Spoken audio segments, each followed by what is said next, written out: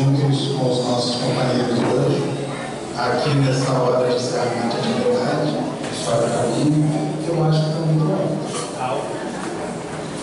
Porque daqui a pouquinho eu vou começar a gritar. Aí vai ficar. É sempre uma alegria renovada, ainda quando nós temos oportunidades de ver a evangelização.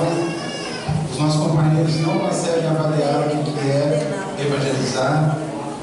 Ainda há, infelizmente, alguns companheiros que falam sobre aulinha de evangelização, é uma antipatia ouvir o termo aulinha. Ninguém faz aulinha nenhuma. Nós fazemos uma aula que muda a vida do seu filho, uma aula que forma o conteúdo de vida do seu filho.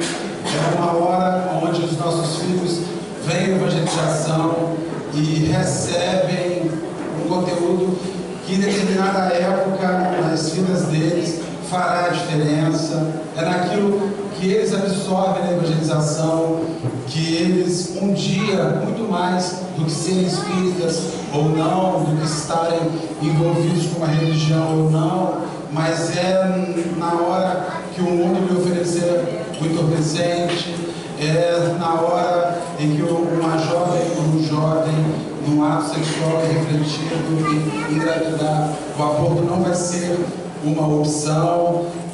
Isso é evangelização. É evangelização que orienta sobre o respeito à diferença, o respeito ao esforço, o respeito ao outro.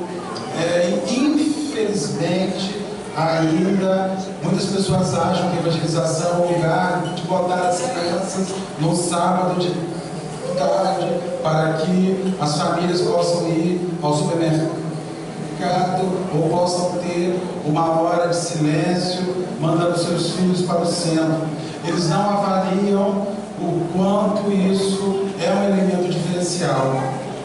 Eu evangelizei muitos anos, evangelizei 20 anos em algumas instituições por onde eu estive envolvido, e nós ficamos por 16 anos numa casa, num bairro afastado da cidade, de periferia, e nós tivemos uma evangelizanda que aos 15 anos engravidou a primeira vez de um companheiro. Aos 16 ela engravidou do segundo companheiro.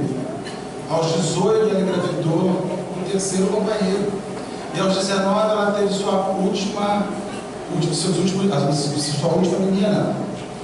E aí um dia eu chamei a mãe e disse assim: minha filha, eu fracassei como evangelizador com a sua menina. Ela disse: não, Marcelo, você não fracassou. Porque ela sempre foi atirada, sempre foi uma menina intimorada, sem medo, nunca aceitou um não naquilo que ela queria viver. Mas eu preciso dizer para você que o aborto nunca foi uma opção na vida dela desde os 15 anos de idade até os 19. Os filhos chegaram, já estão aí, umas com 18, 19 anos, e a gente vai observando a complexidade que é evangelizar. Os Espíritos falam que dos 0 aos 7 anos nós somos praticamente livros de páginas em branco. Então é a hora de se escrever algo. Vemos ainda, infelizmente, famílias espíritas usando o jargão que é covarde e é omisso, de quando o meu filho tiver idade, ele vai escolher a sua religião, como se vocês pudessem ter a certeza que o seu filho chegará aos 18 anos encarnado. Como se você pode afirmar que o seu filho chegará aos 18 anos livre de uma dependência química, livre de uma dependência de violência, livre de vícios infelizes que poderíamos ter feito ajustes lá embaixo.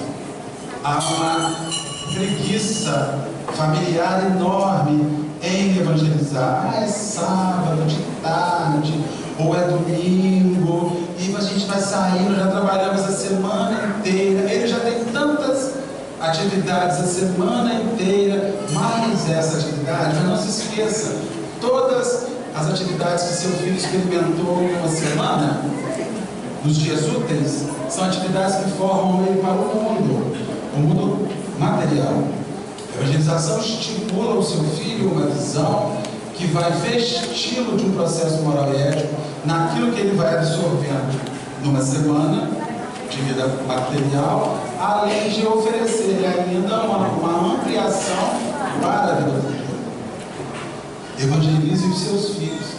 E mais ainda, pelo amor de Deus, ofereçam-se para ajudar na evangelização. Você que está em Casvida há muitos anos, ajude as pessoas a participar, a desenvolver. Mas não é para que ninguém saia, não, é para que você aumente um grupo, você amplie a equipe, para que as pessoas possam estar juntas, pensando juntas, desenvolvendo atividades juntas, para que o centro espírita siga.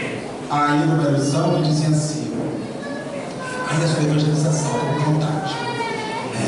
Nós estamos formando os servidores de amanhã da casa. Não estamos, não. A maioria desses meninos amanhã não vai estar aqui em casa. Eles vão fazer Enem, vestibular, ou o que quer que valha, vão sair, vão embora daqui, vão fazer faculdade longe, vão fazer universidade fora, vão viver as suas experiências com o mundo ali fora, e é lá que aquilo que se sorveu, que se viveu aqui dentro, fará a diferença para os nossos meninos. Nós estamos formando as gerações futuras do suave caminho. Não estamos. Eu não conheço uma administração de instituição que é feita com base em infância e juventude, porque o nosso objetivo não é formar o futuro da instituição espírita, mas é oferecermos a eles uma perspectiva de futuro fora da casa espírita, um olhar fora do mundo espírita. Eu não conheço um presidente do centro espírita que veio de evangelização. Porque a primeira coisa a gente vai estudar, vai fazer as experiências com a gente, vai namorar, vai casar, vai quebrar a cara, e a gente vai voltar para o centro quando ficar ruim. Quando as coisas começarem a ficar ruim, a gente lembra da infância, lembra da juventude, eu estou meio afastado, a porta está torcendo o rabo, eu preciso retornar. Mas é isso aí, minhas irmãs, meus irmãos, nós estamos aqui hoje, fechando este ano de 2019, um ano onde essa instituição viveu muitas experiências, e eu, graças a Deus, tive a oportunidade de estar com os companheiros, sempre, a maioria das vezes, nos dias que tinha um bolo, e ficamos extremamente felizes em compartilhar estes momentos festivos junto aos nossos amigos. Na nossa abordagem hoje, nós vamos abordar um item que está em Evangelho segundo o Espiritismo, a coragem da fé, onde nós vamos fazer análise sobre algumas afirmativas de Jesus e ainda fazer análise sobre alguns apontamentos de Allan Kardec. Vivemos assim épocas muito complexas, porque o ser humano, ele acredita que em toda a sua relação com o mundo divino, ele consegue algo de graça. As pessoas, elas acreditam que a sua relação com o divino vem de graça, que Deus ama, e porque Deus ama, Deus dá, e dá de mãos cheias. A bem da verdade, Deus tem uma carteira de bênçãos abertas, como aquela que a gente tem, ou tinha para os nossos filhos, que sempre que os nossos filhos querem, a gente fala assim, vai ali, abre a carteira, apanha 20 reais, apanha 10 reais, larga de 50, sempre escutava isso, larga de 50, pega de 20, pega de 10, se não tiver, pega de 5, mas a de 50 você larga ali, sempre retirando aquilo com uma facilidade enorme, sem nos preocuparmos muito com o esforço e a reflexão de onde vem aquilo, e mais ainda nos preocuparmos com o mérito para receber aquilo. Nós vivemos dias de ausência de mérito, onde as pessoas ganham simplesmente porque elas estão inseridas num contexto que as favorece.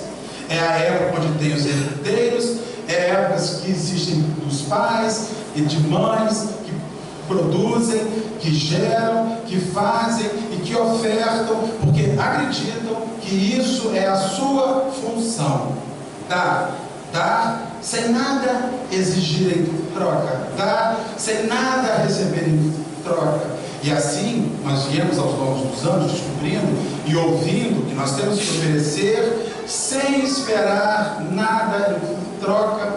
Mas é óbvio dizer aos companheiros que isto não é real. A contrapartida é algo inerente à emagrecer. E você sente e fica assim: eu preciso emagrecer. Eu quero emagrecer. Eu vou emagrecer. Querer, poder, conseguir. Eu vou emagrecer. Eu quero emagrecer. Aí você se senta no seu sofá e repete o mantra: eu quero emagrecer. Eu preciso emagrecer. Eu creio que eu vou emagrecer. Você sobe na balança uma semana, 90 quilos. Daí a uma semana você sobe de novo, 92. E você continua dizendo: eu quero emagrecer. Eu preciso emagrecer. Eu creio na fé do emagrecimento. Eu acredito que se eu acreditar, Deus fará algo. E aí você vai perceber que o emagrecimento exige a contrapartida de uma mudança de hábitos alimentares ligado à atividade física. Então as pessoas que querem emagrecer, elas precisam oferecer a contrapartida de mudanças de atitudes e de hábitos que são habituais. Outros se sentam e falam assim: eu quero enriquecer. Eu vou sentar aqui na fé que eu tenho em Deus, que eu creio, Deus vai ouvir. Aí você senta ali, cria aquelas feridas nas costas, sentado, né? Cara de decúbito, sentadinho ali, esses caras de decúbito, e as coisas não vão acontecendo. E aí alguém fala assim: olha, meu amigo, o dinheiro, ele, para que ele chegue, é preciso que você faça algum tipo de esforço, lícito ou ilícito, mas sem esforço não tem. Seja ele lícito ou ilícito, a contrapartida para que o elemento ocorra precisa acontecer. Eu quero aprender música, eu quero aprender arte, eu quero aprender a cantar. Eu vou descobrir dentro da minha alma um cantor morto, que eu tenho um cantor morto, sepultado em algum lugar dentro de mim, que eu preciso resgatar um dia. Então eu vou descobrir. Eu fico nas minhas meditações, nas minhas orações, querendo ressuscitar o Nelson Gonçalves, que existe dentro de mim, e ele não vem.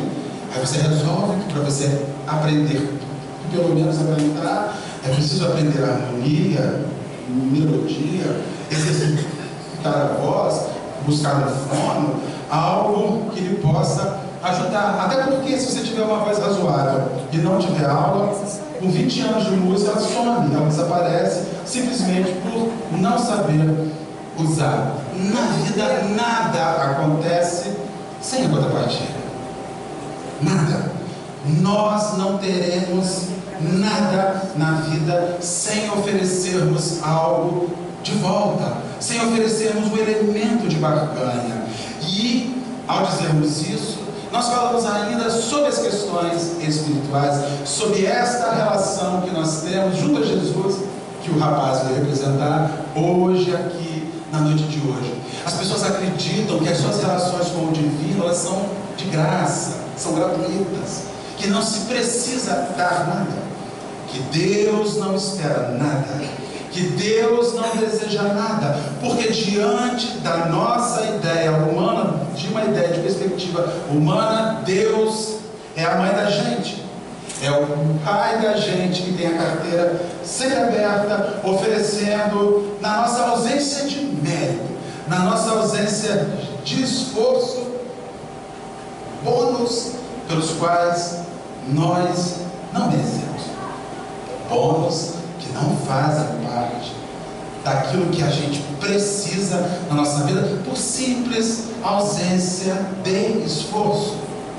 E aí nós vamos encontrar religiosos que querem o reino dos céus sentados nos seus sofás, assim como aquelas pessoas que querem emagrecer sentadas nos seus sofás, assim como aquelas pessoas que querem enriquecer sentadas nos seus sofás, assim como aquelas pessoas que querem fazer arte sentadas nos seus sofás, esperando que uma hora algo entre pela sua janela, surja na sua vida como uma mágica, como um exercício mágico que lhes faça experimentar o objeto dos seus sonhos. Religião necessita de uma contrapartida. Jesus espera a contrapartida da gente. Mas Marcelo, que loucura! O que eu vou oferecer a Jesus de volta? Em primeiro lugar, o exercício de experimentar a coragem de assumir aquilo que ele representa na minha vida. Entretanto, ainda antes de abordarmos a palavra que o Mestre nos enviou, nós temos que pensar um pouquinho sobre a coragem e o heroísmo.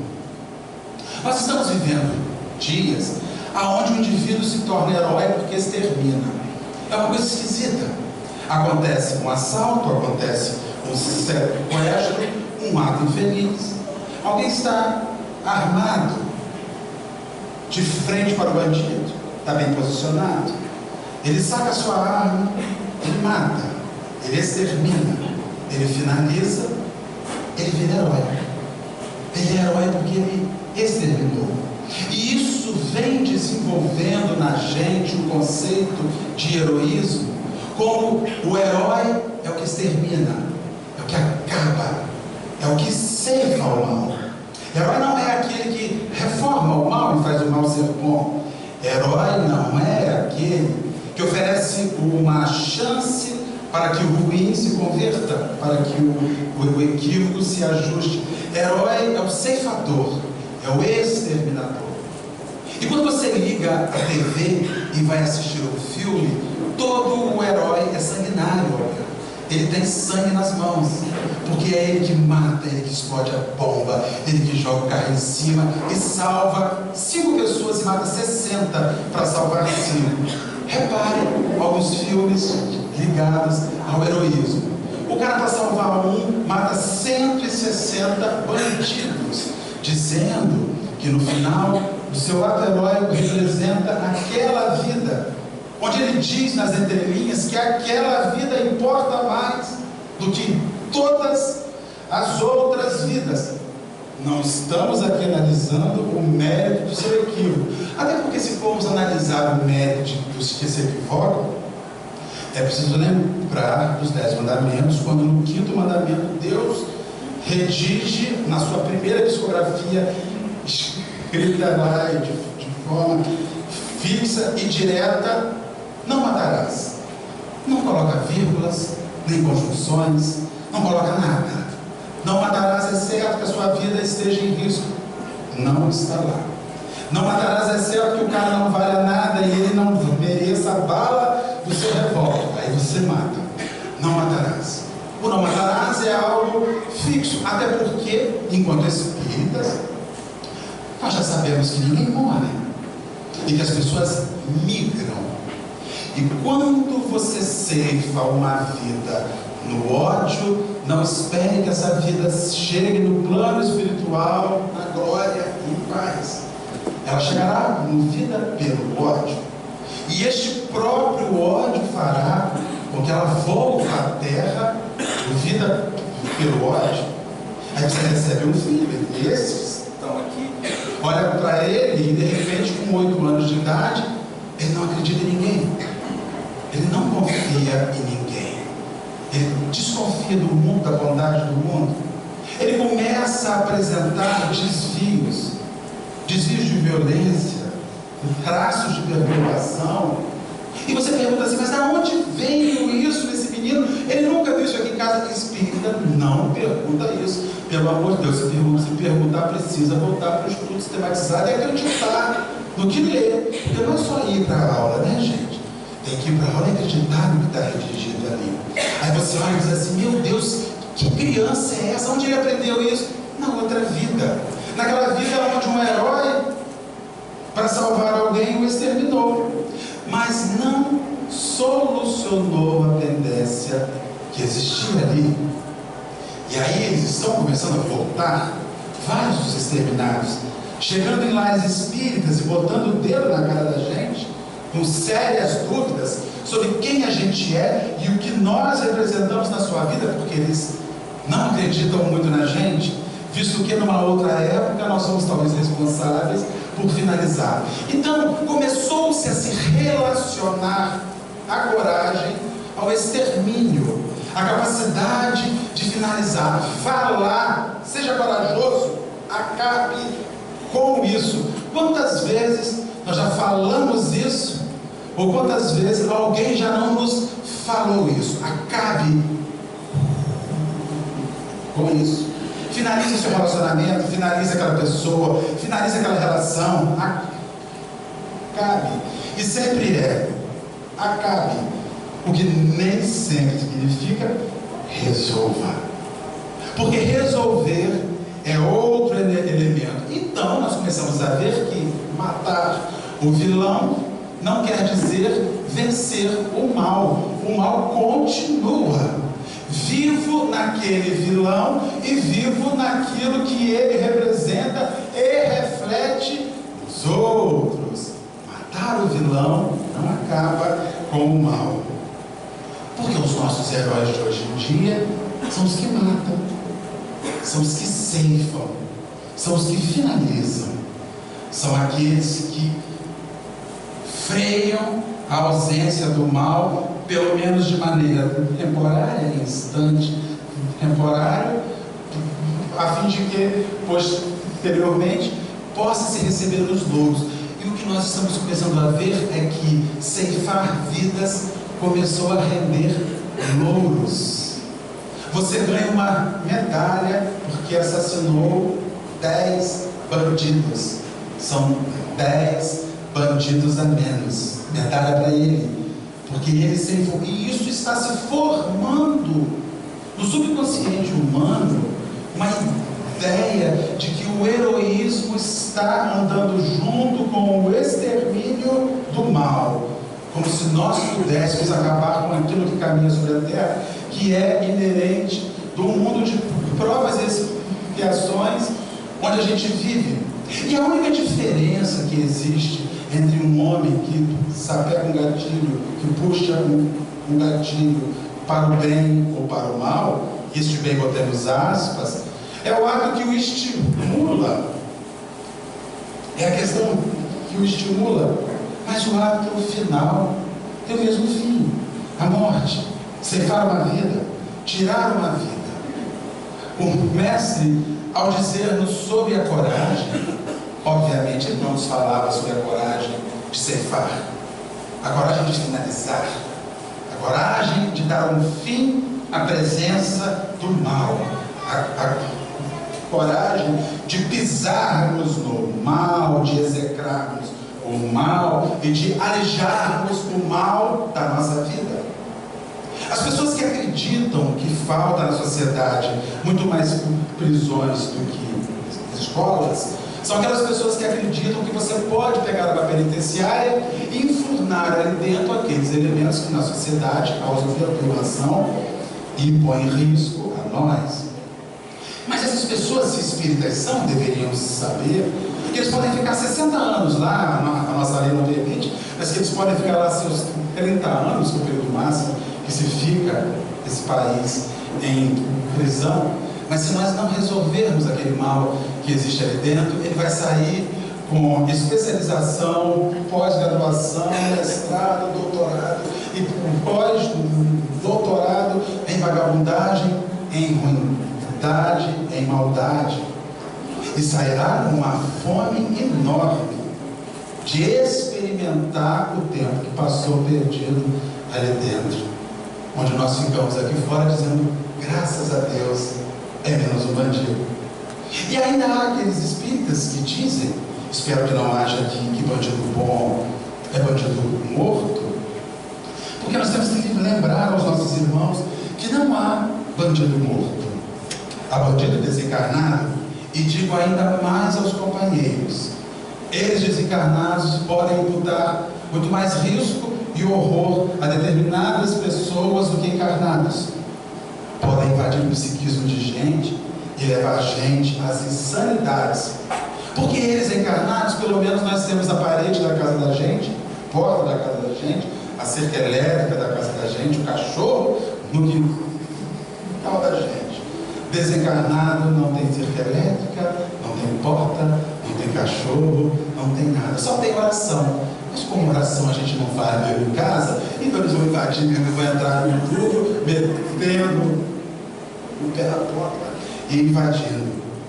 Jesus então vem nos falar sobre a coragem da fé. E ele inicia dizendo no Evangelho de Mateus, ele vai dizer o seguinte: Aquele que me confessar e me reconhecer diante dos homens, eu também o reconhecerei e confessarei diante do meu Pai que está nos céus. Aquele que me renegar diante dos homens, também eu o renegarei diante do meu Pai que está nos céus. Jesus inicia em Mateus nos mostrando contrapartida. Eliana, me quer na sua vida, me quer advogando por você, reconheça-me como parte da tua existência.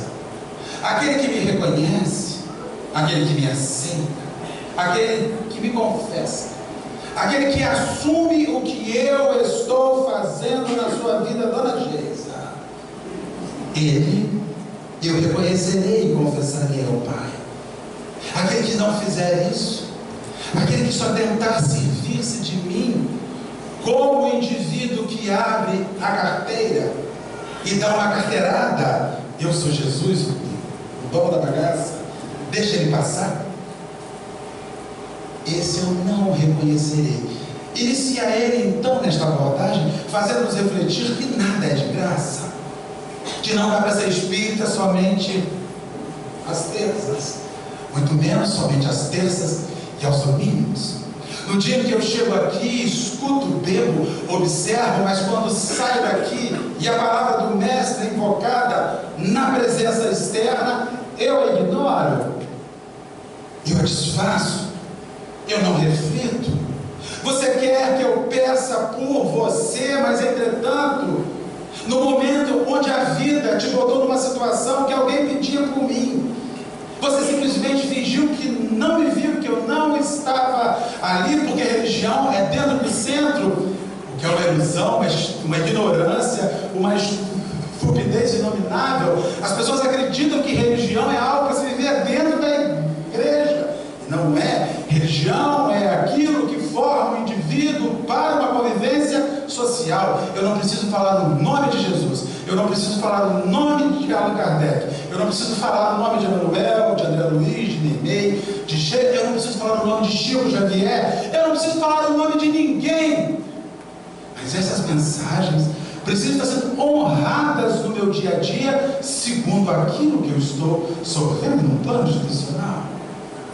Quando o indivíduo recebe um conteúdo e a vida vai chamá-lo fora daqui, para que ele apresente fidelidade ante aquele conteúdo, que ele faça uma confissão de fé sobre este conteúdo. Nesta hora, ele olha para um lado, olha para o outro, não vê ninguém do centro, aí ele vai e passa por cima e simplesmente ignora, mas não se lembra que o apóstolo Paulo de Tarso já dizia que diante dos nossos atos, qualquer que sejam os nossos atos, há uma nuvem a testemunhar. E aí você inicia um mecanismo de exercício heróico, e o primeiro ato heróico, o primeiro ato de assumir a coragem é assumir a coragem ante uma sociedade deformada, deturpada, de que você se esforça em buscar um conteúdo, um conceito que te faz diferente da imensa maioria dos companheiros que estão ao nosso redor e que a gente prefere silenciar muitas vezes. E aí ele diz para nós: quem nos confessa a mim, quem não reconhece a mim, eu da mesma forma não me vejo como obrigação nenhuma de reconhecê-lo na hora que ele me perguntar. Eu sou aquele Senhor que não faltava uma reunião no suave caminho, e o resto lá fora. Ué, Senhor, era para fazer lá fora? A gente é sócio, não é bem capaz de falar assim. Era. Eu achei que só fosse para ser lá. Lá fora eu poderia fazer o que eu quisesse, como eu quisesse, da forma que eu quisesse, do jeito que eu quisesse. É preciso que a gente inicie um mecanismo reflexivo para compreender o enorme esforço de vivenciar a coragem de assumir-se assim e de ter sentido no momento existencial. O indivíduo espírita, e aí nós temos que falar para nós espíritas, ele não pode, não deve ser um paradoxo cristão, onde ele vive uma perspectiva, onde ele aprende uma perspectiva, e quando essa perspectiva lhe é chamada à experiência, ele finge que aquilo não existe, e mais ainda, ele acredita que aquilo não é para ser vivido, porque afinal de contas, nós ainda somos humanos, e como somos humanos, nós temos esse direito. Entretanto, Jesus reconhece e diz o seguinte: não quer, é um direito seu, só não me exija nada. Uma coisa muito interessante é quando você vai visitar alguns espíritas, muquiranos, aqueles espíritas de reunião pública, adoece. Vai visitar a pessoa no hospital, às vezes no hospital, às vezes já teve aula para casa, né? Aí nós chegamos a fazer visita, aí fica assim: eu perdi tanto tempo, já começa o discurso. Vocês já ouviram isso? Eu perdi tanto tempo. Não, quando Deus me tirar dessa, eu vou voltar. Tem um espaço para eu trabalhar lá, porque a pessoa tem aquela sensação de que ela não vem honrando com fidelidade o aprendizado que ela vem recebendo. E aí segue Jesus dizendo em Lucas, ele vai dizer o seguinte: se alguém se envergonhar de mim e das minhas palavras, o Filho do Homem dele se envergonhará. Pesado essa palavra. Quando vier a sua glória e na de seu Pai e dos santos anjos. Quando você vai fazer uma análise na palavra vergonha, o sujeito envergonhado é o sujeito acanhado, intimidado.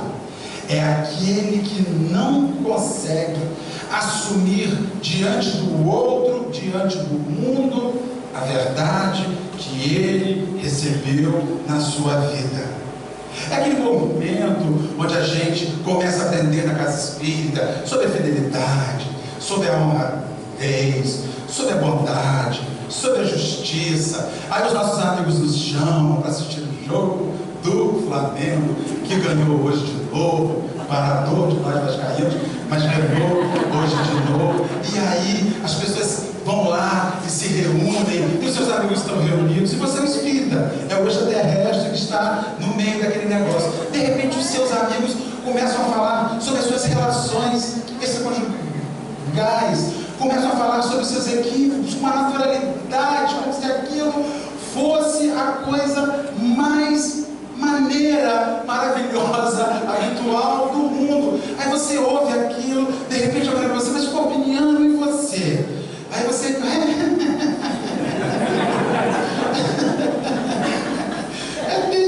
você está aqui no extraterrestre, só falta você ver o dedo, né?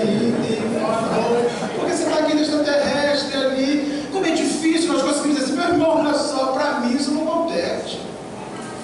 Sou um indivíduo que aprendeu a felicidade de viver a dois.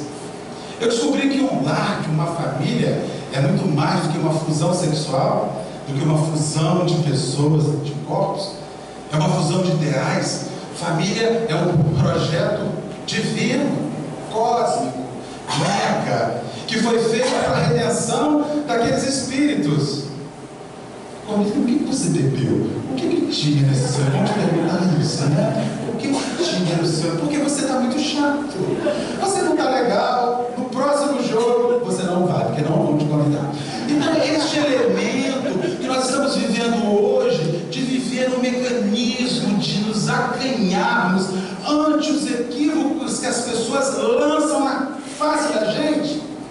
Somos funcionários de uma empresa, percebemos o equívoco, percebemos o desvio, e as pessoas fazem aquilo na cara da gente, e a gente fica assim: eu não sei o que eu faço. Você sabe. Se aquilo esbarra em você, diga para ele o que você acredita ser o correto. Mas aí nós temos medo. E começamos a sofismar, dizer que isso não é comigo, eu não posso me envolver, eu não sei que tipo de gente é aquela que está ali. Se Jesus tivesse pensado com que tipo de gente ele ia lidar, ele não ia ter feito nada. E a gente começa a ter medo. Olha, eu prefiro ficar em silêncio. Quem silencia se omite, e o mundo está ruim porque os bons se calam, porque os bons se envergonham, porque os bons aprendem, porque os bons sabem, mas quando o mundo os chama, eles calam, porque eles têm medo da rejeição. Na verdade, eles estão se perguntando se vale a pena ser bom mesmo, se vale a pena assumir mesmo, porque na hora que eu assumir, eu vou rachar, eu não vou estar mais inserido naquilo. Então, no primeiro instante, Jesus vai nos falar sobre o reconhecimento, e posteriormente ele lança a palavra vergonha. Ele fala daqueles indivíduos que se acovardam, daqueles indivíduos que se murcham, que se calam quando o mal chega às suas mãos, e eles simplesmente dizem: eu não sabia o que eu ia fazer. Se você é espírita e já leu uma mensagem espírita, você sabe o que tem que fazer, e o que tem que ser feito é assumir a verdade sobre aquilo. Mas aí o que a gente faz? A gente não fala nada e sai. Aí a cabeça começa a doer, a gente começa a sentir dor de consciência e começa a sofrer de ressaca moral. E o dia seguinte você levanta envergonhado de você pelo que você vivenciou ontem. Você começa a perceber que já está acontecendo algo de bom em você, mas que ainda há vergonha em chegar para o outro e dizer assim: olha, comigo isso não mais. E aí o envergonhar ligado à coragem é a coragem de fazer diferente no mundo que te chama a ser comum, no mundo que te chama a ser igual. E o Evangelho está dizendo o seguinte: se você não fizer diferente, nada muda. Se você não agir diferente, tudo segue do jeito que está. É o espírita que assume uma função pública e se corrompe, porque está ali, o dinheiro está andando, está todo mundo recebendo, sai de algum lugar, sai de uma árvore mágica que faz com que aquele recurso surja, a gente sabe de onde vem, e de repente ele começa a embolsar aquilo, ele começa a botar aquilo no bolso, como se existissem vidas paralelas, a vida espírita e a vida humana. Na hora em que aquelas pessoas precisam ouvir o seguinte: disso eu não tomo parte, disso eu não faço parte. Quem não age assim se envergonha do que sabe, entende? Não poderá pedir nada na hora da sua angústia, porque ouvirá: mas o que você quer de mim? O que você me deu em contrapartida? Qual foi a sua oferta? Quantas vezes de omissão, quantas vezes de covardia, quantas vezes de acanhamento? Virar um cristão, assumir-se um cristão, é sem sombra de dúvidas oferecer-se à sociedade holocausto. É se oferecer para que a sociedade possa pegar a gente, muitas vezes nos execrar, nos humilhar, porque nós não faremos parte daquele jogo. Quanto mais cristão a gente fica, mais amigos a gente perde, menos pessoas nos querem por perto. Nós ficamos os chatos, os fanáticos, os enjoados. Somos aqueles que não fazemos mais o que fazíamos. E quando as pessoas falam assim: mas eu te conheço desde antes do suave caminho, me conhece, mas eu mudei, graças a Deus. Hoje eu não posso me envergonhar daquilo que vem fazendo as reformulações e as transformações na minha vida. Agora segue Allan Kardec na sua análise. A coragem das opiniões próprias sempre foi vista em grande estima entre os homens, porque há mérito em afrontar os perigos, as perseguições, as contradições e até os simples sarcasmos aos quais se expõe. Muitas vezes, aquele que não teme proclamar abertamente ideias que não são as de toda a gente. Aqui, como em tudo, o merecimento é proporcionado às circunstâncias de importância e resultado. Há pessoas que emitem as suas opiniões porque suas opiniões são favoráveis ao sistema.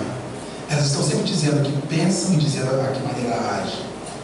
Mas no momento em que emitir aquilo que ele diz difere, ele se cala, ele se acovarda.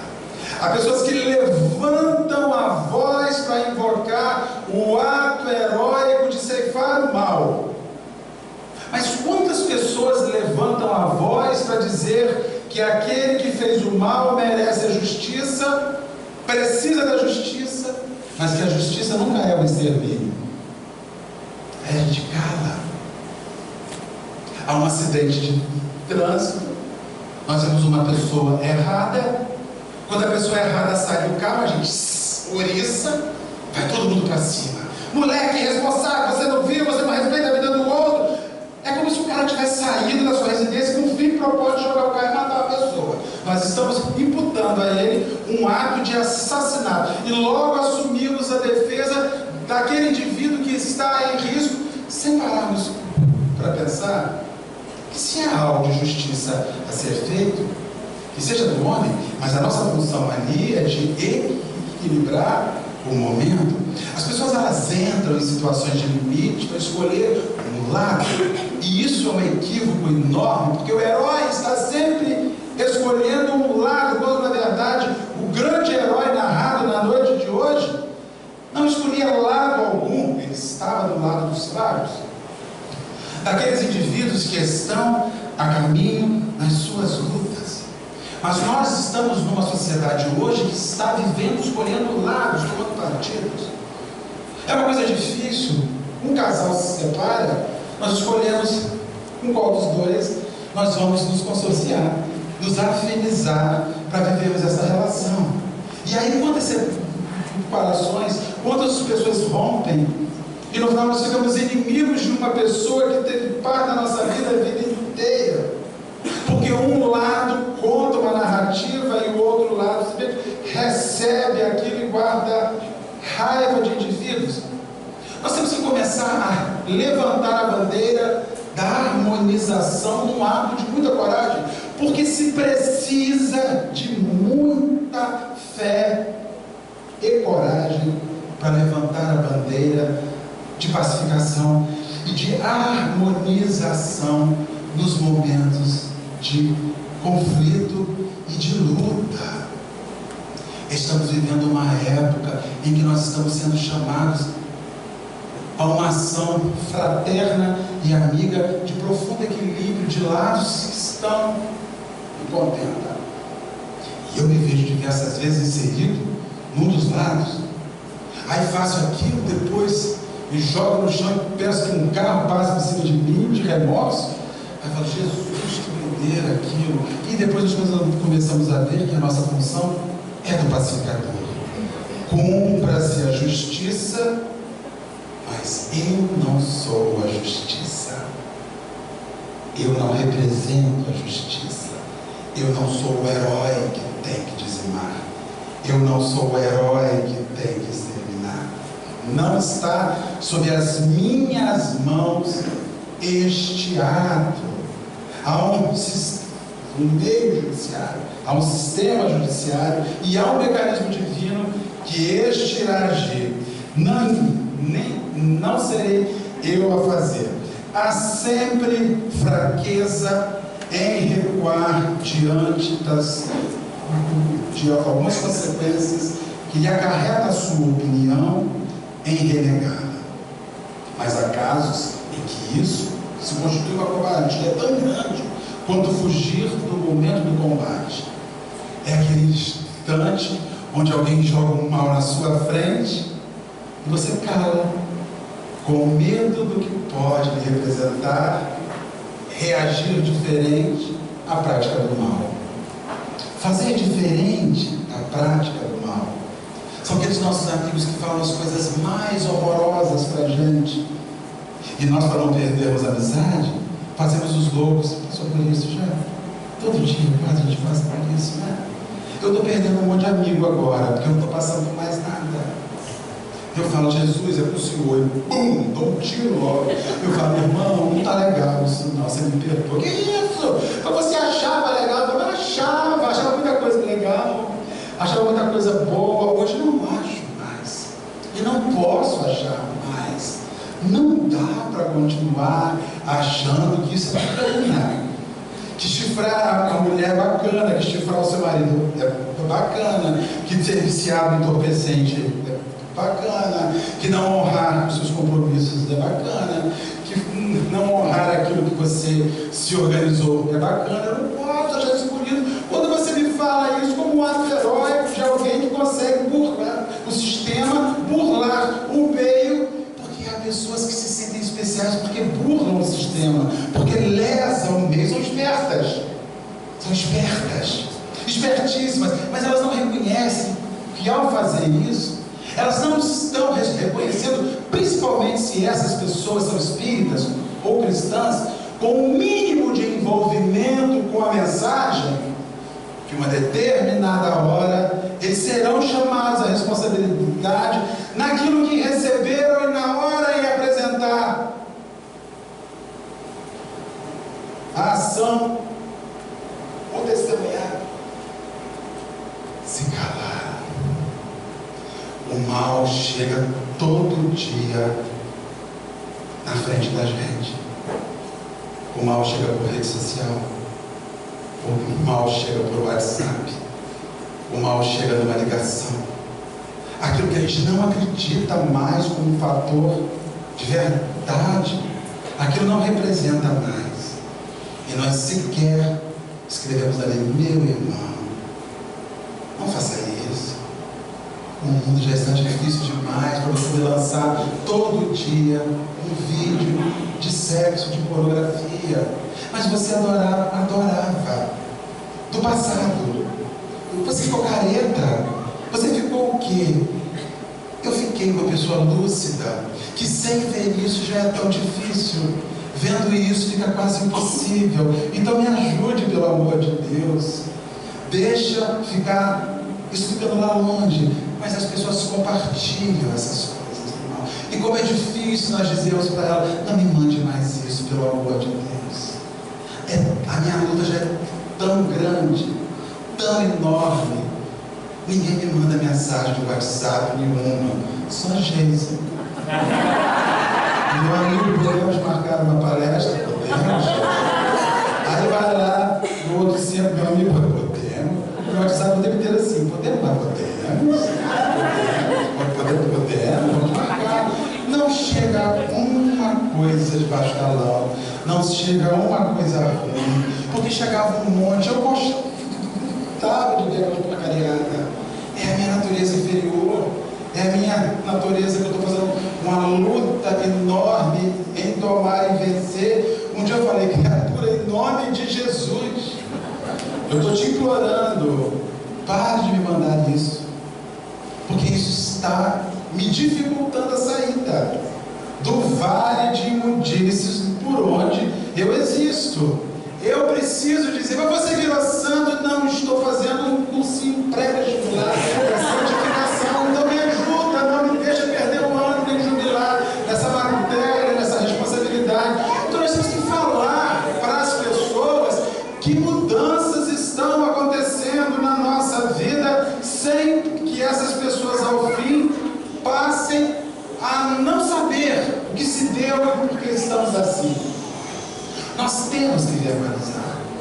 E isso é assumir uma coragem diante da palavra do mal que bate na porta da gente. Porque nós fizemos isso muitos anos, porque nós fizemos isso 10 anos, porque nós fizemos isso 20 anos, mas resolvemos um dia dia assumir a mensagem que vem chegando na nossa vida nos últimos anos que estamos numa casa espírita. Isso é um ato de coragem muito maior do que exterminar o mal. É um ato de se esforçar contra o mal que vive em você, o mal que viceja dentro de nós. Jesus derrota essa covardia do ponto de vista especial de sua mensagem, dizendo que se alguém se envergonhar de sua palavra, desse também ele se envergonhará, que renegará aquele que haja o renegado, que reconhecerá perante o Pai que está nos céus aquele que o confessar diante dos homens. Ou seja, são os homens que precisam saber das mudanças que existem em nós, que são os homens, não Deus, não Cristo. A gente não muda para os espíritos superiores saberem o que somos. A gente não muda para que Jesus nos reconheça. A gente não muda para que a força suprema saiba quem é a gente. A gente muda para dizer para outros homens que é possível se realinhar com uma mensagem que interfere na nossa vida. A gente muda para dizer para aqueles espíritos que estão vinculados a nós em múltiplas reencarnações e que hoje se encontram num plano de erraticidade, que hoje eu estou fazendo diferente. Ontem eu fui o cúmplice do mal. Hoje eu sou espírita, fazendo um esforço desgraçado, danado, para fazer um realinhamento na minha existência. É para esses que a gente muda. É para essas pessoas que a gente diz, com a força dos nossos exemplos, é possível ser diferente quando você assume a palavra que vem reformulando os conceitos dos dias das suas vidas. É possível. As pessoas vão reconhecer isso? Quase ninguém. Só para não desanimar, dizer ninguém, mas eu vou dizer quase ninguém. Nós vamos virar a Beata, a Carola, o fanático, o chato. Talvez até diga para dizer, um dia estou te vendo na Praça da Baleia com um bumbo e o espírito embaixo do braço, com o microfone ligado na caixinha.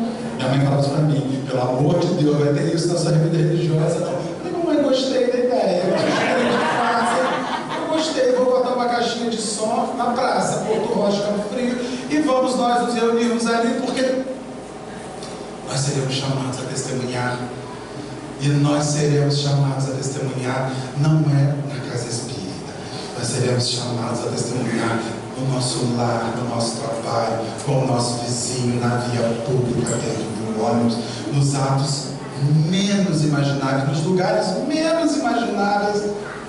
É que Jesus vai dizer, vamos ver o que houve de mudança na sua vida. Vamos lá. Aí vai desenhar aquela cena que em outras épocas a gente entrava de corpo inteiro. Agora a gente já fala, Jesus, que vontade, que desejo. Aí você vai, nem entendi o que você falou. Que vontade, que desejo. Aí a gente vai e entra. São as lutas que a gente vive. Finalizando na Kardec, que ela já me disse, faltam 5 minutos. Então, finalizando, ele diz o seguinte: assim será com os adeptos do Espiritismo. Chegou na gente. Pois que a doutrina que professam mais não é do que o desenvolvimento e a aplicação do Evangelho. Da mesma forma, a eles se dirigem a palavra do Cristo.